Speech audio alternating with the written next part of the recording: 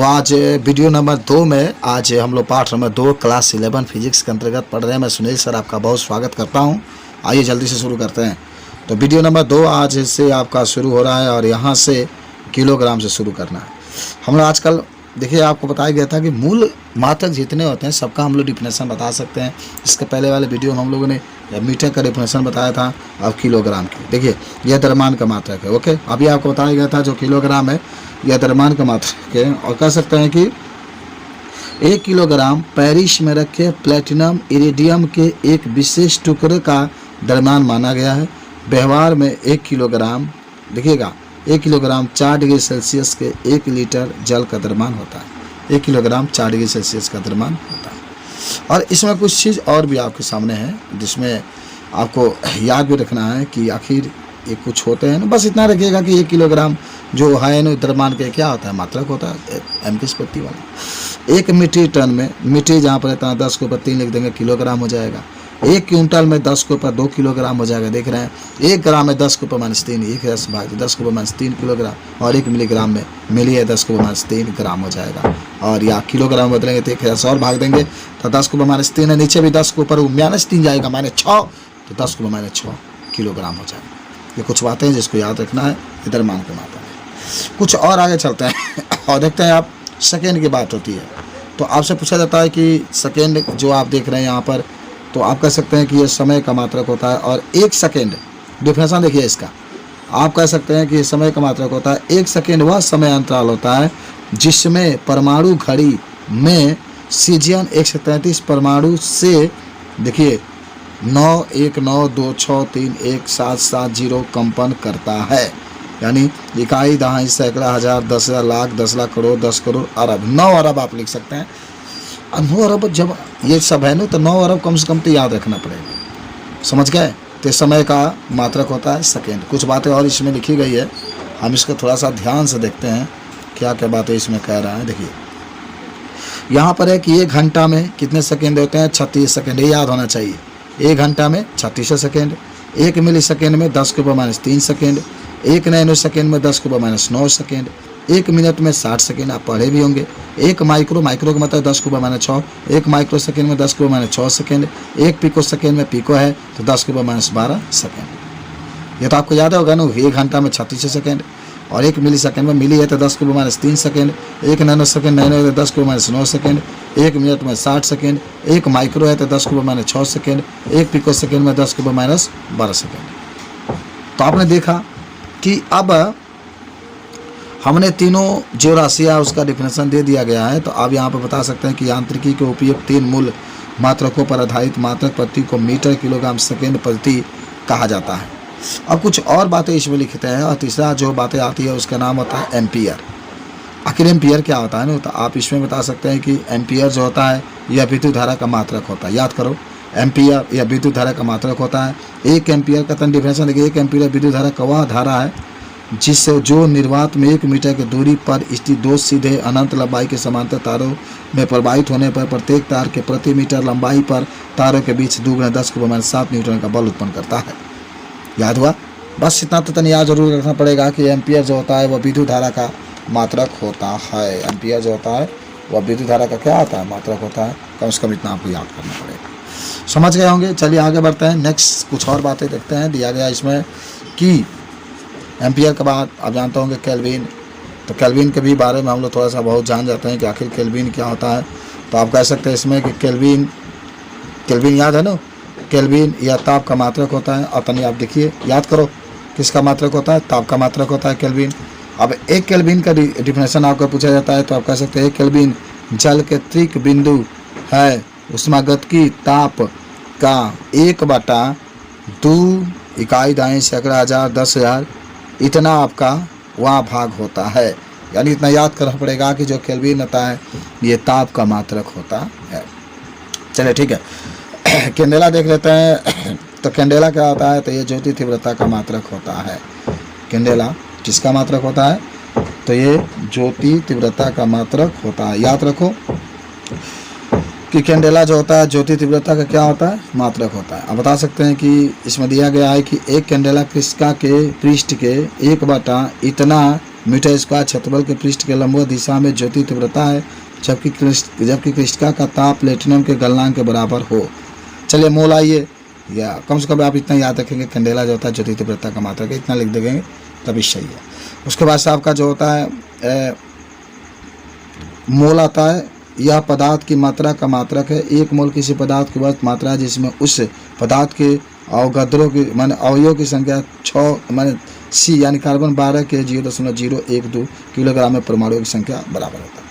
यानी मोल जो होता है पदार्थ की मात्रा का मात्रक होता है, जो ये बताता है कि हाँ इसमें इतने परमाणु उपस्थित हैं। अब एक चीज़ और आता है पूरक मात्रक, तो इसको भी देख लेते हैं। पूरक मात्रक में आप क्या बता सकते हैं कि उपयुक्त अतिरिक्त 2 पूरक मूल मात्रक भी होते हैं। रेडियन ये कोण का मात्रक होता है, याद रख लेना, रेडियन कोण का मात्रक होता है, एस्टेरेडियन घन कोण का मात्रक होता है। तो पूरक मात्रक में भी 2 आते हैं, और एक आपका जो है रेडियन होता है जो कि किसका मात्रक होता है, कोण का मात्रक, और एक होता है एस्टेरेडियन जो कि घन कोण का मात्रक होता है। याद करो। उसके बाद से एक चीज़ आता है रेडियन। देखिए एक रेडियन का डिफिनेशन क्या होता है, तो कह सकते हैं एक रेडियन वह कोण है जो वृत्त के त्रिज्या के बराबर की चाप वृत्त के केंद्र पर अंतरित करता है। यानी एक रेडियन वह कोण है जो वृत्त के त्रिज्या के बराबर की वृत्त के केंद्र पर संचरित करता है। एस्टेरेडियन आ जाइए। एक एस्टेरेडियन वह घन कोण है जो गोले के पृष्ठ का वह भाग जिसका क्षेत्रफल गोले के त्रिज्या के वर्ग के बराबर होता है गोले के केंद्र पर अंतरित करता है। समझ गए होंगे। तो ये कुछ बातें होती है जिसको आप बता सकते हैं, नाप सकते हैं, देख सकते हैं। तमाम प्रकार के जो मात्रक थे हमने उसका डिफिनेशन लिखा। जो पूरक मात्रक होते हैं 2 होते हैं, एक आप देख रहे हैं रेडियन है, एक आप देख रहे हैं एस्टेरेडियन है। ये पूरक मात्रक आप बता सकते हैं। समझ गए बात को। उसके बाद से ये जो बातें आपसे पूछी जाती है इन सभी बातों का आप याद रखेंगे। कोई आपसे पूछता है तो इस चीज़ों को आप बता भी सकते हैं। समझ गए। तो इस तरीके से ये जो वीडियो था ये किस तरीके से कुछ नापा जाता है, कुछ पूछा जाता है, उस सारे चीज़ों को आप बता सकते हैं। अब जो आगे हम लोग देख रहे हैं, जो आप आएंगे आगे, जो अब हम लोग का बात आएगा उसका नाम होगा लंबाई का मापन कैसे करेंगे आप। याद आइए हम लोग शुरू करते हैं अब, जिसका नाम होगा लंबाई का मापन। देखिए तो आइए लंबाई का मापन कैसे करते हैं। देखिए इसमें लिखा गया है कि लंबाई मापन की कुछ प्रत्यक्ष विधियों से आप पहले ही से परिचित है। उदाहरण के लिए आप जानते हैं कि 10⁻³ मीटर से 10⁻² मीटर तक की लंबाई मीटर पैमाने का उपयोग करके ज्ञात की जाती है। याद करो, यानी लंबाई के कुछ प्रत्यक्ष विधियों से आप पहले ही से परिचित हैं। उदाहरण के लिए आप जानते हैं कि अगर दूरी 10⁻³ मीटर से 10⁻² मीटर की हो तो इसे हम लोग मीटर पैमाने से क्या करते हैं, नापते हैं। अच्छा कुछ और देखते हैं आगे की जो है 10⁻⁴ मीटर की लंबाई की यथार्थता से नापने के लिए हम वर्नियर कैलिपर्स का उपयोग करते हैं। मैं आपको बताऊंगा कि वर्नियर कैलिपर्स क्या होता है, लेकिन याद रखेंगे कि अगर दूरी 10⁻⁴ है तो इसको नापने के लिए वर्नियर कैलिपर्स का उपयोग करते हैं। स्क्रू गेज यानी पेंचमापी और गोलमापी का उपयोग 10⁻⁵ मीटर यानी और छोटा हो रहा है। जितने बड़ा घात माइनस में होगा उतना ही छोटा। तो 10⁻⁵ मीटर तक की लंबाई को नापने में इसका प्रयोग करते हैं। इन परिसरों से बाहर की लंबाई को मापने के लिए हम कुछ परोक्ष विधि का सहारा लेते हैं। हमने क्या देखा, हमने ये देखा कि अगर दूरी 10⁻³ से 10⁻+2 के बीच में हो तो इसको नापने के लिए हम मीटर पैमाना का प्रयोग करते हैं।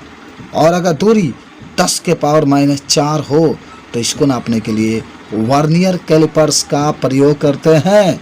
और अगर दूरी 10⁻⁵ हो तो इसको नापने के लिए गोलाई मापी का प्रयोग करते हैं। देखिए कंपटीशन में पूछा भी जाता है कि गोलाई मापी जिसको स्क्रू गेज को नापने के लिए कितने दूरी जो होता है उसको नापने के लिए आप इसका प्रयोग करते हैं। 10⁻⁻5 मीटर की जो दूरी होती है उसको नापने के लिए यह पूछा जाता है कि जो आपके वर्नियर कैलिपर्स होता है उससे कितना दूरी नापा जा सकता है। जब दूरी 10⁻⁴ मीटर होगा तो इसको नापा जाता है। या मीटर पैमाना का प्रयोग करेंगे 10 का प्रयोग करते हैं तो 10 के ऊपर जब दूरी -3 से 10 के ऊपर +2 के ऊपर हो तो उसको नापने के लिए इसका प्रयोग करते हैं। चलिए आगे। और आगे कुछ बातें हैं बड़ी दूरियों का मापन। आइए देखिए, बहुत बड़ी दूरी जैसे किसी ग्रह अथवा तारे के पृथ्वी से प्रत्यक्ष रूप से किसी मीटर पैमाने की सहायता से ज्ञात नहीं की जा सकती है। ऐसे दशाओं में महत्वपूर्ण विधि जिसे लंबन विधि कहते हैं का उपयोग करता है। जरा देखिए कितना अच्छा बात लिखा है, लंबन विधि। अतः प्रश्न में कि आखिर लंबन विधि का प्रयोग क्यों कब करते हैं? जब ग्रह पृथ्वी से कितने दूर पर हैं, तारे पृथ्वी से कितने दूरी पर हैं, उसको नापने के लिए हम लोग लंबन विधि का प्रयोग करते हैं। ग्रह और तारे जो कि इससे बहुत दूर होते हैं उसको नापने के लिए हम लोग लंबन विधि का प्रयोग करते हैं। कुछ और बातें देखते हैं। कह रहा है कि जब आप किसी पेंसिल को अपने सामने पकड़ते हैं और पृष्ठभूमि के किसी विशिष्ट बिंदु के सापेक्ष पेंसिल को पहले अपनी बाईं ओर एक से दाईं आंख बंद करते हुए देखते हैं और फिर दाईं आंख बी से बाईं आंख की ओर बंद करते हैं कि दीवार के उस बिंदु के सापेक्ष पेंसिल की स्थिति परिवर्तित होती प्रतीत होती है, इसे लंबन कहते हैं।